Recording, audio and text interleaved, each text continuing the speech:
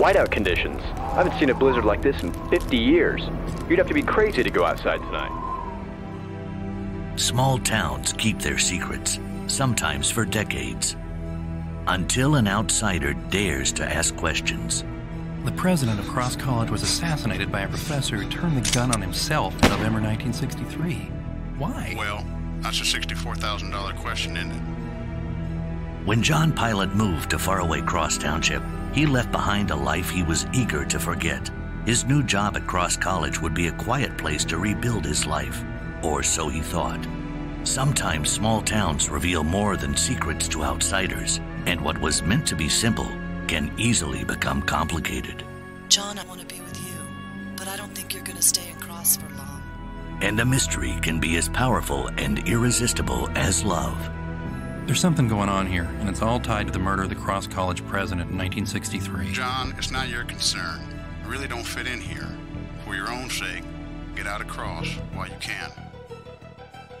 And Pilate may self-destruct on his own if his imaginary pal Simon gets his way. Why not end this? Escape this veil of tears, shovel off this mortal coil, take the dirt now. Of all the imaginary friends in the world, I have to get the psycho who wants me dead. Everyone needs a hobby. The small town of Cross gets smaller as Pilate zeroes in on the decades-old conspiracy. What happens to a person's ashes if nobody claims them? And makes himself a target. Ultimately, this outsider will have to survive the elements, outsmart the conspirators, and overcome his personal demons. John Pilate will learn that washing his hands of murder isn't easy in Pilate's Cross.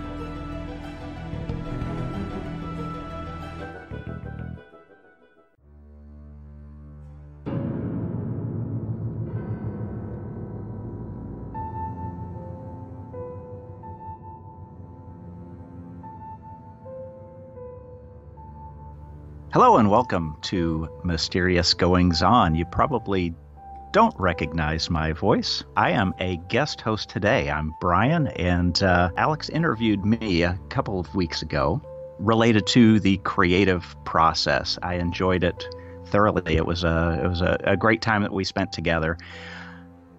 And I suggested that he being a very creative person as well, it might be a good idea for me to interview him. So on this episode, the tables are turned, and let me introduce author and public speaker, general creative person, and a friend of mine that I've known for a lot of years, Alex Greenwood. Welcome to the show. Hey, thanks. I love your show. Long-time listener, first-time caller. It's great to be on it. And thank you for being such a wonderful guest, by the way. The interview with you talking about creativity in the food service product design space and how restaurants work and all that, by the way, it's one of the top downloaded episodes in the history of the show. Awesome. People love it. It's really great. So thanks so much for having me. Sure. It's my pleasure, and I'm glad I get to do this. I know, you would not probably have spoken as much about your process had I not jumped in and interviewed you. So I hope the listeners will appreciate your, revealing some of your process in this space as well. Yeah, particularly, I think it's kind of a twofer. Hopefully the interview we'll both be happy with goes that way, where you're not only asking me about my process, but we're talking about a book series that is just replete with crazy, interesting stuff. So yeah, absolutely. And now we're now 10 years in. Is that correct? This is our 10th year of the John Pilate Mysteries, and I can think of no better month, by the way, than October to be talking about this stuff, because this is the month of most of the books. I know Pilate's Ghost. I know the upcoming Pilate book, which I have not done the cover reveal as of this interview, or the title reveal as of this interview yet. But probably will reveal it here because by the time this goes to air, it should be out. But that's coming on Halloween as well.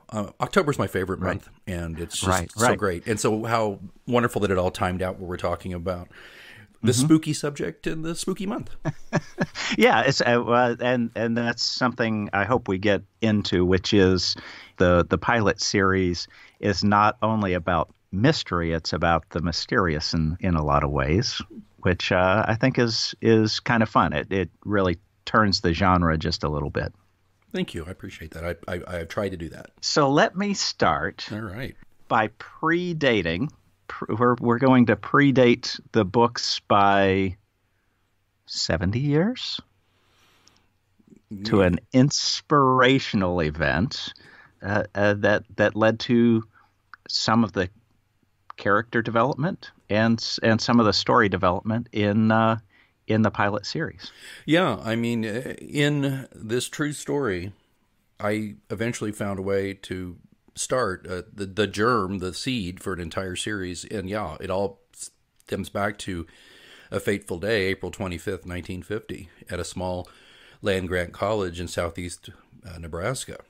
And okay, so let's sure. jump in and say, okay. So my first question for you then is how did you learn about this story? I was just a month or two into a new job. I'd moved from, as you know, and some of our listeners know, I was originally from Oklahoma. I had spent about the first 32, 33 years of my life there. And long story short, I took a job, kind of changed everything in my life. I'd lost an election, and I'd lost a friend, a close friend had passed away.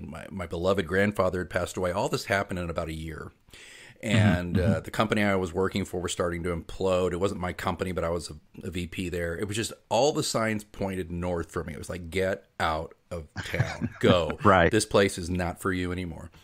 And so, as you know, I did clean break. I did something similar to what you did when you joined the service years before. You just like, my destiny is elsewhere.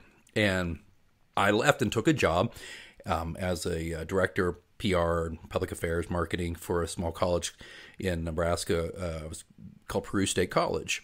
And Peru State is the oldest college in Nebraska. It was formed in 1867. Anyway, I was more or less the right arm to the president of the college, Dr. Johnson. He hired me, really charismatic guy. He and I looked like a good team, a good unit. And that's a lot of my career before I started my own PR agency was that. I was usually the right arm to a C-suite executive. You know, PR people often are. So anyway, we developed a great relationship. So about a month in, it's just funny. This is a tiny little town real quick. It's like 600 people at the time. And then unless the school was in session, then it ballooned up to, 1,500 or something like that. So I remember I was hired, and I came into my office one morning, had my coffee, and there on my desk is this big fat manila envelope, like sealed, and there's a Post-it note on it. And so I believe it said something it was in the president's handwriting, and it was something to the effect of, this comes up from time to time. Please make sure you're up to speed on it. Familiar with it. Okay. So I opened the envelope, and there's roughly 60, 70 pages worth, basically, of the tale of a murder-suicide at Peru State College back in 1950. Wow. So this was 2003, and I'm reading about something that happened in 1950, and I read about the main thing, and I think I sent this to you, B, was the Nebraska History article by Nancy Moran. Correct. Yeah, that detailed it fairly well, at least the basic events. Right. It's a good chronology, and I think it's out of print, but it had that, but then it had dozens of affidavits, and it had crime scene photos and all this stuff, and I remember just reading it and not looking up for another hour. So that was, how did they get access to? How did you get access to all of the? I mean, this was literally police statements, not information that's readily available to the public. How did you get a hold of?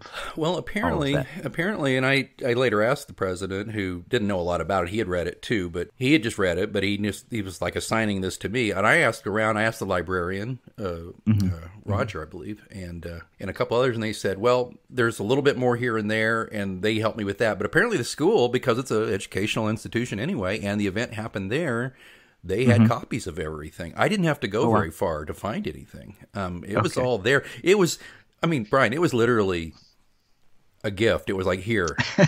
here's the story. Yeah, and just, do you want me to quickly run through the story, or do you... Yes. So knowing that, tell me what happened. We'll maybe start with just that chronology of the facts, and then we may I'll ask. We'll try and add some color or some conjecture as to the why here in a bit. But start with. Well, what happened on that fateful Tuesday morning in 1950. Professor Barney Baker, psychology professor, he did his class in the morning, and he gave 3 weeks of assignments going forward, and then he said that there's going to be half a holiday that day, which everybody's like, okay. So around 11 o'clock, he goes to the offices of the college president, Dr. Nicholas, and then the head of the education division, Dr. Maxwell, who was ostensibly the dean, his boss, and shot them both in the head. And then he calmly walked past, just imagine gunshots fired at an admin building, 2 different offices, people screaming, people running up and down stairs. It's 1952. Nobody's on their phone or anything. Everybody's just losing their mind. And he calmly walks out to his office, drops the empty magazine from his 30, I think it's a 32 caliber, I think semi-auto, drops the magazine on his desk, puts on his coat, walks back to his house on campus, not far from the campus at least. It's a tiny town. It's not a hard walk. Puts out a note and shoots himself in the head. And there he is. So, I mean, that's the very bare bones thing. But I need everybody to think about this. Was 1950. School shootings were not the thing. It was not right. People heard about this. Not a common occurrence. Right. It was not common, and it made worldwide news. Of course, it was reminiscent of an event I was unfortunately part of in my career later, where the terrorist attack in Oklahoma City, and I remember just handling calls from all over the world. Well, it was just interesting because if you read this in this piece by Nancy. The basically the de facto PR guy for the school talks about how he's handling calls from all over the world. So just think about that. So that's what happened in general. Why and how, I'll leave that to you to ask about. Let's jump in. There seemed to have been, one, he appeared to have been let go. Yeah, Dr. Baker he was the only PhD on the faculty in this area, I believe, but he was not beloved, I don't think, and he also had a lot of classes that weren't filled out, and there were rumors the school was going to maybe be closed, and so they had to do some belt tightening, and he just looked like the best place to do some belt tightening. So it's not like they called him in one day and just flat out fired him and said, pack your crap and go. The president said, I will help you find another job. This is just for the good of the school. And Baker took it really hard, really personally. Yeah. And this was not a crime of like, I'm going to go do this. He planned it. He'd written a letter, a suicide note. He had written, he had taken care of his bank accounts. He had taken care of his wife. He had taken care of all the things he needed to do. He'd put all his ducks in a row. And the last 2 or 3 ducks were killing those men and himself. Wow. And what's interesting is there's some conjectures that whether he really actually meant to kill anybody but the president, because like it was convenience because the other person happened to be in the office. Yeah, like he was walking by and he's like, in for a penny, right? Might as well. I mean, there's some conjecture there because I think some of the stuff he wrote later made it sound like Maxwell may be alive after I'm gone, and I'm not sure about that 100%. It's been a long time, but either way, he murdered those people. He traumatized. I mean, both of these men's assistants. One of the assistants, Dr. Maxwell's assistant, saw him put the gun to Maxwell's head and pull the trigger. And Maxwell never saw it coming because he had a habit of not looking up when people came in his office. He was always reading or doing something, and unless they addressed him, he just assumed somebody was putting papers on his desk or whatever. He didn't even look up, but his assistant, she saw it, and so imagine that trauma. And then of course, Miss Steppen, who was the president's assistant, she heard the shots, but he'd gone behind closed doors, and you've seen. So she was in an outer office, and he was in the inner office. Okay. Yeah, and it's creepy knowing too, by the way, that I officed in that building. Right. And yeah. I tried to remember. I think there had been some remodeling since then, so the exact spaces were no longer being used by the same people. And I'm probably going to get called out on this. I'm trying to remember, but I think that at least the office where Dr. Maxwell, where the dean basically was, I think that got turned into a storeroom or a closet or something. Maybe it changed the space dramatically. Yeah, at least. So who knows? But around 2003 through around 2006, when I was there, that's what it was like. But it was, it's funny because I'd asked, because I'd work a lot of late nights. I had nothing else to do at that job. It was a very small town. All I had to do was, I was also sports information director in a lot of ways. So I would go shoot volleyball games, football games, and basketball games, come back, process the photos. I just had nothing else to do. So I'd be there late at night. And I'm disappointed to relate to you that I don't think I was ever haunted by anybody. No hauntings. No pilot's ghost. So they're very good.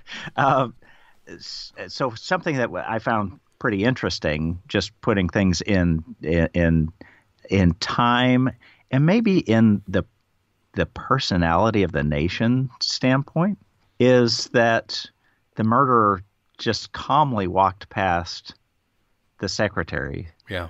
The female administrators. Yeah. And it was almost like it was, I'm going to commit this heinous crime, but keep the women and children out of it. Yeah, because just walks by. Right. That's funny. No, it's not funny. Haha. It's an interesting thing, and the idea is that he had his grievances, but he had no stomach for collateral damage. Is what I'm hearing too. Right. Not only is it the quasi sexist of the time to not shoot women and children, but but also, as insane as he obviously was in those moments, there was a clarity of thought. It was like, you wronged me, I'm going to get you, Right. And so that's, it's a great point. It's creepy as hell, too, because when you think about some of the affidavits where they say, I was going up the stairs while he was coming down, and he had a gun. He could have blasted away at several people. Right. And just didn't. And a couple of these people he didn't particularly like. That he let off the hook because they were young up and comers who were taking his job, but he didn't blame them. He blamed the bosses. Right. Yeah, and it's such an interesting. You mentioned the premeditation of and preparation leading up to the event, and it's interesting. There was kind of an interesting note that he left about. Basically a handwritten will, if you will. Yeah. You want let me it's short enough to where I could read part of it to you if that's what you'd like. Let me dig this up here. Okay. This is from Dr. Barney Baker. He left this to C.A. Huck, who was a part-time math instructor at the college, and I guess the closest thing he had left to a trusted friend. Part of this ended up making it into the book. Mr. Huck, please take charge. Use Casey of Auburn as director. That's funeral director. He wanted to use Casey. Okay. Auburn is the next town over from Peru. Services about $400. Cremate and scatter the ashes at night on the south side of the road about 8 telephone poles east of the Peru corner. That's basically where it's not on campus. It's where you turn off the main road to get to the campus. What can I interject? Is there something there? Is there something particular there? I think there is. And I think actually, because people were outraged and thought, oh, wow, he wants to put his ashes on Peru College? No way. But no, actually, like I said, it's like you go off that main road, off the highway, the state highway, and you go down about 8 telephone poles. There's a rise. And I've, of course, driven this a million times. And it's beautiful at sunset. He and his wife would often stop and look at the sunset from there. Okay, interesting. So then he continues with, let only one person know what you have done. Funeral services at chapel with Presbyterian procedure. No relatives are to be notified except Joy, that's his wife, who is in Oklahoma City. Stay in my house at night or get someone to until things quiet down. He put quiet down. Misspelled quiet. Quiet down. PC might try to cause trouble. I think that's surmised that's the son of, I think, Dr. Maxwell, who was kind of a hothead and apparently did pack a gun and went looking with a mob for Baker after the shootings, but of course Baker take care of this. You are to be paid for your services. P.S. Take charge of my office and bring everything down to the house. Signed, B.K. Baker, and then handwritten in ink. The rest was typed. Willie tried to fire the wrong person. Wow. And that would be President Maxwell. That's what he called William Maxwell.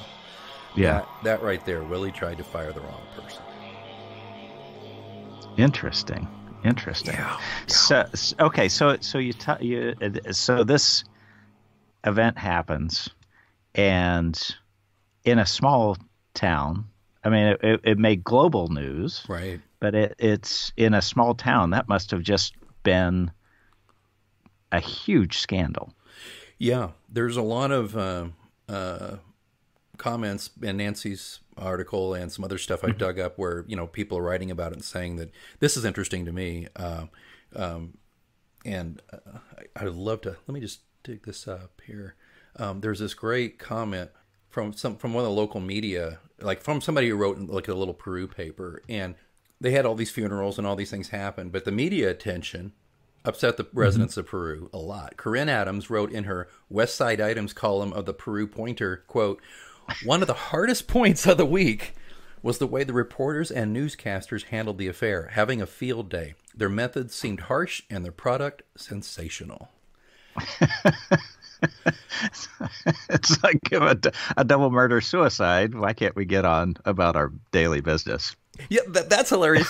That's so funny. But the other part is just like, it's like today, we still say this about the media. Oh my God, like if it bleeds, it leads. Oh, there's, a house fire, there's a murder, there's a robbery.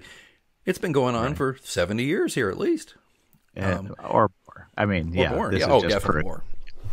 So yeah, so interesting, So now let's spring forward now to so you've had this story. You did with a lot of it given to you, but then you do some independent research. At what point did it click that this was the seed of another story? I gathered all the materials I could, and I photocopied that entire file, by the way, that the president had left on my desk, and then some other stuff that I'd found and some other research that I dug up on microfiche and things like that. And because again, you remember, I had plenty of time when I wasn't working to. Sure. But sure. Right. But I was not in a frame of mind I'd written things before. I had a degree in writing, but I had come off such a really rotten few years, and I had a bad health scare too. So that's, and I'm mentioning some of this stuff because if you've read Pilate's Cross, you're going to be going, oh my God, he didn't just borrow from, history. He borrowed from his own history to a degree. And we can talk about that if you wish, but I had a health scare, thought I had cancer. These things happened and I just wasn't in frame of mind to write, but it was interesting. But I knew full well, because my grandfather, who was a noted author of books for 50 years, he told me about how things percolate, and I knew for a fact how things percolate in my own brain. So I thought, well, I'm going to photocopy all this, and someday I'll get to it. And it turned out that I left Peru to come to Kansas City and take a job at the TV station here, the PBS station, and to be to date the young lady who became my wife. And I got an apartment on the plaza, the Country Club Plaza area, Kansas City, which if you've ever visited Kansas City, it's that really quaint, 75, 80-year-old shopping center, one of the first outdoor shopping centers in America. And I had an apartment that overlooked it, and it was beautiful. And I did the cliche. I took that packet of stuff, and I went down to here it goes, the Starbucks, and I sat there on my laptop, and this was in 2005, 2006. Okay. I sat out there, and for 3 months straight, I would go almost every weeknight and cranked out pages. What I decided to do was I thought, this story has legs. There's some interesting things here. And my plan was not to just blatantly rip it off and do that, although plenty of authors do that with real life events. There's nothing wrong with it. But I also, having lived there in that town and knowing that even many years later, decades later, it was still a wound for that town. But I still wanted to use it. And I wanted to use that town because I had fallen in love with Peru, Nebraska, and Peru State College. And I wanted to do kind of anybody who's a close friend of mine or loves me or I love them, they know that, with my love comes occasional barbs and problems and things. And so I express, Sure. So I expressed my love though for that town, and I made it into Cross Township with Cross College. And I decided that town was going to be the backdrop for this story of a guy who, here, see if this rings a bell for you. He had lost kind of everything. His marriage broke up. His job fell out. He had a health issue, and he just took a job because he needed a job, and he didn't know anybody. Yada yada. Huh? Makes sense. Sure. And so I brought him to this town, and then I thought, well, what we got to do is we got to connect this modern guy with this old mystery. So I updated the mystery. The murder-suicide is pretty similar to what happened in 1950. I moved it up to November 1963 because I wanted, Kennedy assassination. I wanted that parallel of two chief executives being assassinated within a week of each other, one on a magnificently huge macro scale, and one, but to your previous comment, on a huge macro scale in a micro place. In other words, it was this tiny town, but it was the biggest thing that had ever happened. Right. Yeah. And this is, I find this fascinating because, you look at the assassination, which they had just experienced in the book. Right. And that they experienced personally as distant observers, right? And then you turn that to experiencing it as actively as very personal observers, and that I think that changes the perspective. I mean, I think you can even something as tragic as that, you remember where you were and what you were doing and who you were talking to. But you're able to, I think, disconnect from it. But an event that's personal in nature, you experience it very differently. And I like that juxtaposition that you did leading into the book. Well, thank you. There's a scene where Dottie Mostek, who is the assistant to the president who's going to be assassinated, she's still in tears at her desk reading about Kennedy and the funeral and the picture of John. That picture's on the front page of the paper, and she's still there. And there's these gentlemen from the office supply store or whatever there to try to get a new contract, and they're out in the anteroom, and they're all just uncomfortable because this, and then Brady Bernard kind of shuffles through and barges ahead of these guys, and they're like, no, it's okay, fine, and they're all like, wow, that's a nice fella. I mean, it just, I wanted to set that stage, and I also wanted to establish that Brady Bernard was kind of a Lee Oswald type guy. He was off. He was different. His social skills were not great. And again, this is my take on this character. I never met Barney Baker, and I can only tell you what I read. Yeah, and let's talk a little bit about that writing process. So your events, you said, loosely based and sometimes closely based on some events that either you've personally experienced or you read about. The same with characters. So there's some similarities between those characters and what you believe to be the historical character, but you're also drawing from other people that both you personally encountered, as well as there's some semi-autobiographical components to characters. There are and amalgams of people that you've met. How do you draw those things together? And I know my limits. I am not a good enough writer to just completely blue sky it, as I call it. I have to have... Imagine someone from scratch. It's hard for me. Right. John Pilate is very similar to me. He is not me. And Sure. It's a question I deal with a lot, and especially because John Pilate, by the way, we haven't even talked about John much, but John is an open wound, particularly in this book in so many ways, and that's brought to life literally by Simon. But the point being, I had tried for years to write stuff. I have four failed novels in a drawer somewhere. They'll never see the light of day. They're just not very good. But they're things I had to write to learn to write.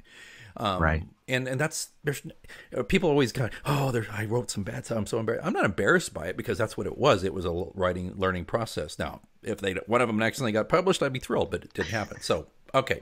So I had to learn to write, but that's why a lot of times I have a hard time like getting out of the mold I'm in. I would love to write. I love science fiction and I would love to write science fiction, but man, I don't have a good frame of reference for how to do that, and I'm working on some stuff. Right. And in fact, in Pilot 7, there's some short stories. I actually put John Pilate in a science fiction vibe in one of the stories, and I was really pleased with it. But so anyway, back to your question. I'm sorry, I'm going on, but what I feel like this event in 1950 that I took gave me like a cradle for me to birth this thing out of, or not birth, but for me to kind of raise this thing up. And I needed that because my creative process was, okay, here, you've got these people. Like, for example, my grandfather wrote historical fiction, and I think it helped him. He could make great characters, but he had like the hanging Judge Parker from Fort Smith. He would use him. But, I like this because I can go, okay, I've got like this character. Now he's Brady Bernard, and I can kind of make him, he's like a, what do you call it? Maybe an anchor? An anchor, yeah, thank you. And he's like an anchor or a foundation. Right, and I can build him up. So you've got a skeleton. Yes. You've got a skeleton of some, maybe some kernels of true events. Right. And true people. Right. And then, you're adding to that skeleton, adding some sinew and right. Well, it's like flesh to it. Right, and then in subsequent, like for example, there's characters, the modern characters too. Though it's like, okay, John Pilate, obviously he's similar to me. His love interest Kate is an amalgam of 3 or 4 women I've known in my life. Trevathan, the dean of the school, he is very much like a dean I knew at a college I worked at, but not completely. He's also got a little bit of my grandpa in him. Hence the name. Hence the name, Trevathan, right? But he, by the way, my grandfather was never as ornery as Dean Trevathan. Dean Trevathan's like kind of a son of a bitch through a lot of it. But so yeah, I'm sorry to take so long to answer that question because it's one that's hard to. But I want to admit that early on, especially with this book. Right. It's nerve-wracking because I really wanted to do well and I wanted to do right by the story, and I thought it was too good an opportunity to blow it by writing a crappy book. Very good. Very good. So as advice for other writers that are maybe leery of using what they're close to and what they know, what would your advice be? I mean, I think I know the answer to this, but well, the first thing is just remember this, and it's in the front of the book. Is this is a work of fiction? Names, characters, places, brands, media, and incidents are either the product of the author's imagination or are used fictitiously. The author acknowledges the trademark status and trademark owners of various products referenced in this work of fiction, which have been used without permission. Thus, publication use of these trademarks is not authorized, associated with, or sponsored by the trademark owners. That's your get out of jail free card. And I mean, it doesn't mean it gives you license to base on a living person, a character who is so obviously that person, and then you make them into awful person. I mean, you don't want to slander anybody. Sure. But again, it's a work of fiction. So that's your ticket right there, is like, if you are like, I want to do a story, I want to write something, but I need a little help maybe getting that first bite of the apple. Finding an historical event, particularly an historical event that's really not ever been used at any other time. Sure. Hang your hat on that and build it out from that. I think there's nothing wrong with, well, obviously I think there's nothing wrong with that. Right. And I sweated it a little. I mean, the first 2 or 3 books, I kept thinking somebody's going to like slam me for using this, and nobody ever did. And maybe it's because nobody heard about it or nobody read it, although I did plenty of book signings here in Kansas City area and in Nebraska, and never had anybody bring it up. Yeah, but it was, again, it's not identical. It's just inspired by, just as your characters are inspired by pieces of yourself, pieces of friends, acquaintances, those you interact with. I think, don't hold me to this. I know I read it somewhere. That does not necessarily mean it's true, but that there was some studies that in dream state, the faces that you interact with in your dreams are faces that you've seen and that your brain is incapable of creating things from scratch. So now I don't know if they can piece together the eyes of this person you saw on the bus and the mouth of this person that you tripped over at the 7-Eleven. But I think it's the same with the creative process in your writing as well. I think you're right. It's such a great bit. I'm going to look that up. I'm curious about that. I don't know how you prove that, obviously, but I think it makes sense.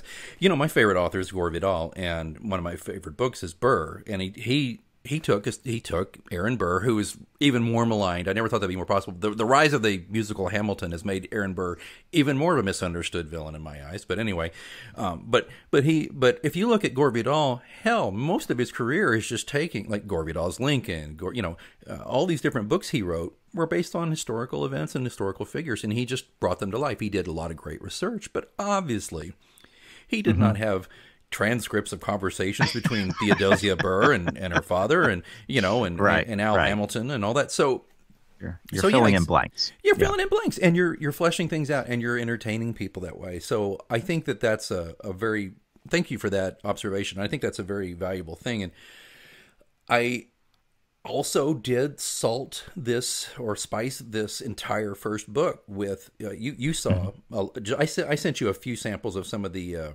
affidavits. There's dozens of affidavits from witnesses. Right. Yes. I actually will confess to taking verbatim sentences from some of those affidavits and using them as dialogue. Well, and that makes it real. Yeah. And I like the idea of the dialogue of each character inhabits or exhibits their personality. Yeah. So the way in which they speak isn't Alex. No, it's each character, and so some have great grammar and diction, some not so much, and understanding that this is set in a more rural environment, that some are well educated, some not so much, but all that again adds some different. It adds just color and feel to the book. It makes it more natural, relatable, believable. It's the verisimilitude is the word that you've got to have enough real, or it doesn't work. Mm-hmm. That's why the worst science fiction, for example, is the stuff that is just so out there, and the dialogue is really robotic. There's nothing to connect it to real life at all. So there's no verisimilitude. There's not that spice that makes the spaghetti sauce, as Stephen King would say. It's not there. So I had to be careful of that. And to me, though, it just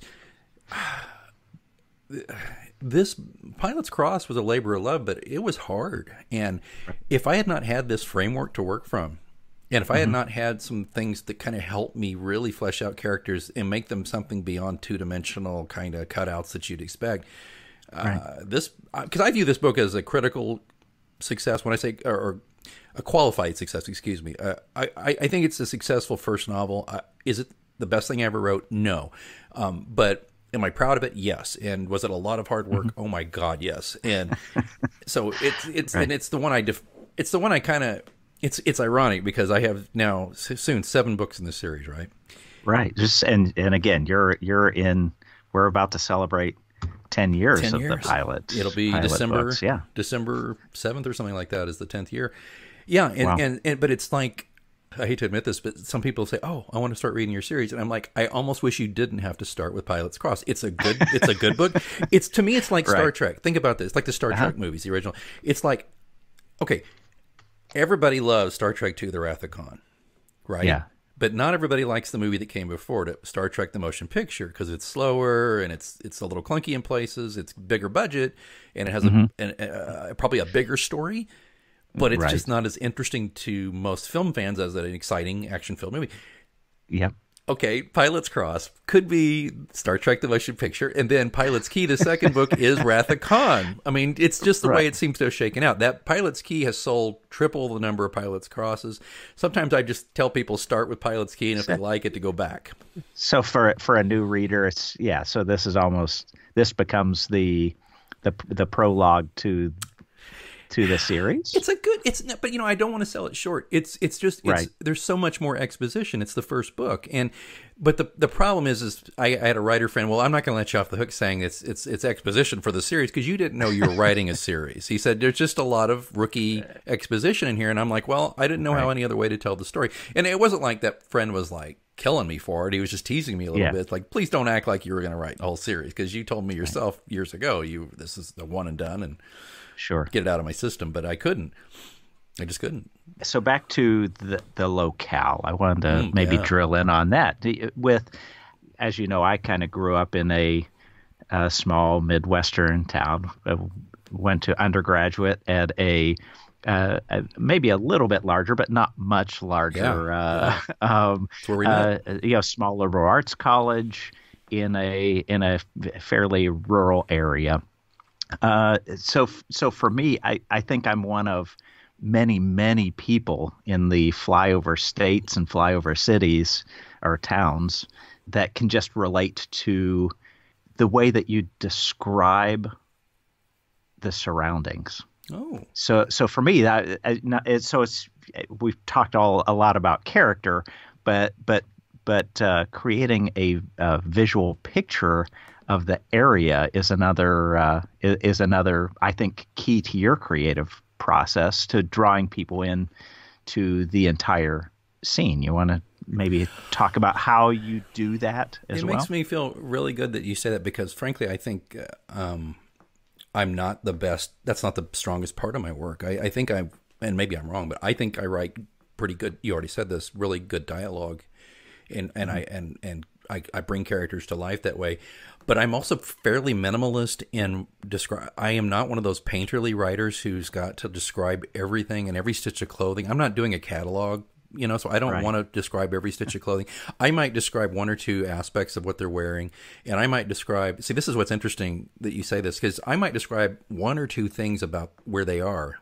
Mm-hmm. Or maybe a smell, or you know what I mean, or a color of a leaf, but that's about it. But if it's doing the job for you, though, because apparently it puts you in the place.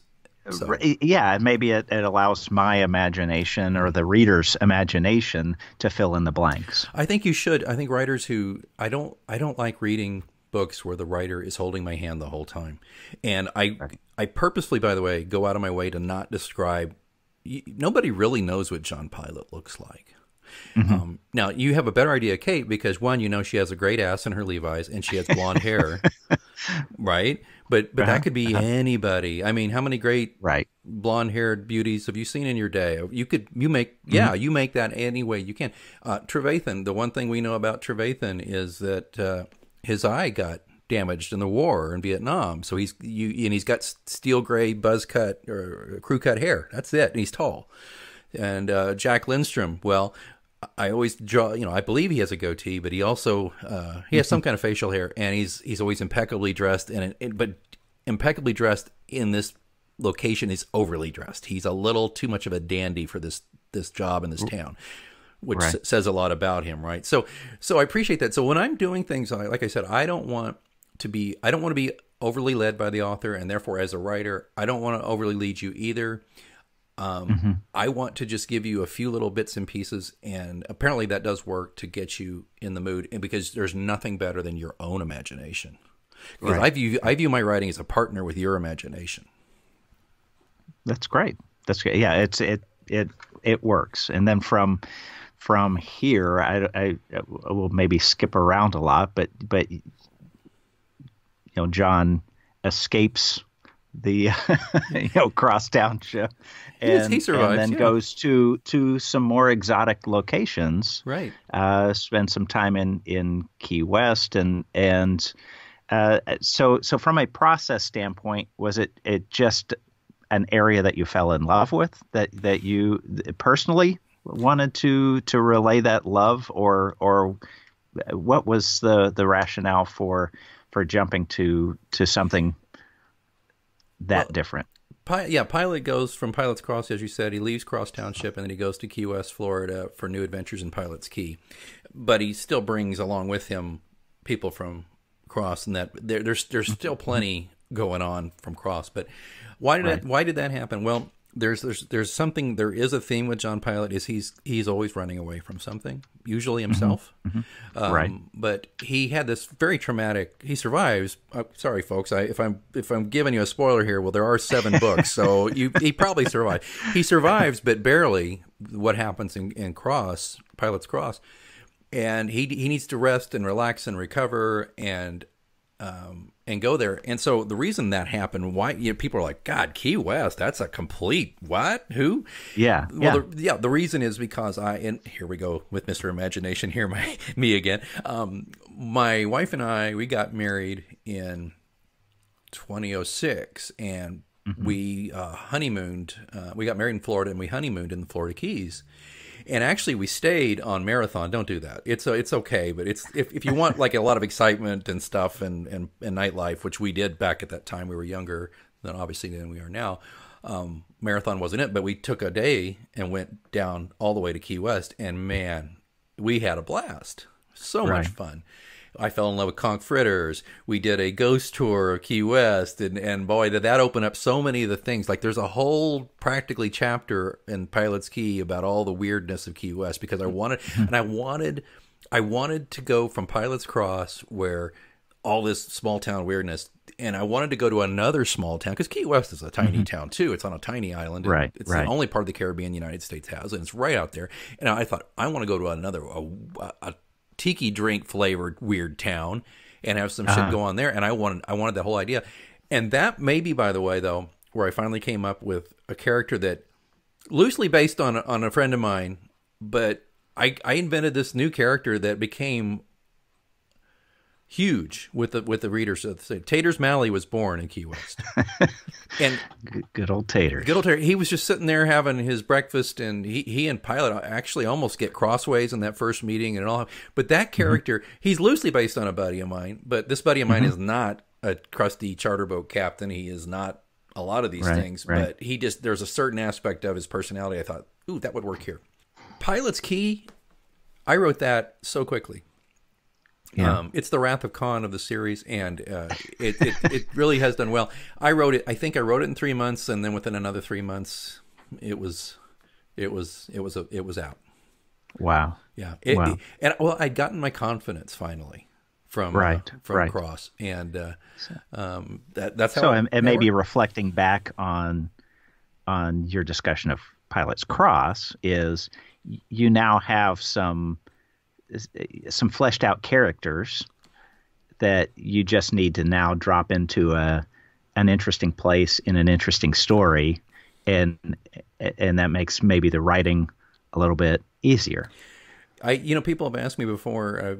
I've been interviewed a little bit here and there, and they said, so tell me, what do readers like about your series? I say, well, here's what I think they like. Is like, my mysteries are crap. Okay, there's not like Agatha Christie is getting no competition out of me. But here's what it is. I want to take interesting people, and I think I've got a really nice roster of interesting characters, and I drop them into mysterious or suspenseful or thrilling situations. And that there's a little bit. I'm being a little hard on the mysteries. I mean, there are some mysteries involved, and there's some guessing going on. But Pilate is not a detective. Pilate is just this guy. And he just stumbles into shit, and he's got friends who help him. But more often than not, Pilate doesn't even survive by his wits. He just survives by sheer luck. Right. But he has a blast doing it. And although, as we get closer into this last book that's coming out soon, he's been put through the ringer, and he's got mental issues. Sure. And he always has. Right. And he is at times in some very real danger. That's quite palpable, and he's trying to figure out how not to die. Right, because it's like, he was nearly killed in the first one and the second one and the third one. Well, he's nearly killed in all of them, and we should probably talk about that. But he, as we can talk a little bit more about the books as we go forward. But he's kind of an everyman, but maybe slightly off there, here and there, and but anyway, I think that putting him in different places. There's another book where he goes to Jamaica. He's probably going to go to another island nation in a book down the road. But I'm always looking for an exotic locale where I can tell a little bit about that story and about that place, and I kind of stole that from James Bond. It's like part of the thrill of a Bond film is to see him in an exotic locale and trying to ply his wares there. So right. Interesting. So one last question. I know we're running out of time. I'd like to, if you're willing, maybe come back and do another episode. Oh, we haven't even finished here. We haven't even finished the entire history issue of Peru State and Cross Township. Correct. Yeah. Sure. But I did want to ask you. So you mentioned Tater, and you mentioned John as an everyman. Is Tater, in a lot of ways, maybe the sensibility or the conscience or sensibility of the everyman? Although you also have Simon, right? Well, see, I love where you're going, because here, we'll go back to Star Trek for a minute. They often say that Kirk, Spock, and McCoy are the id, the ego, and the superego, right? Interesting. Okay. Now think about this. Tater's, Simon, and Pilot it's the id, the ego, and the superego. By the way, listeners, if you haven't read, Simon is kind of a doppelganger that, you're not sure, especially after this first book, if he's actually real, or if he's just in Pilot's head, or what's going on with that, or is it like a Sixth Sense kind of deal?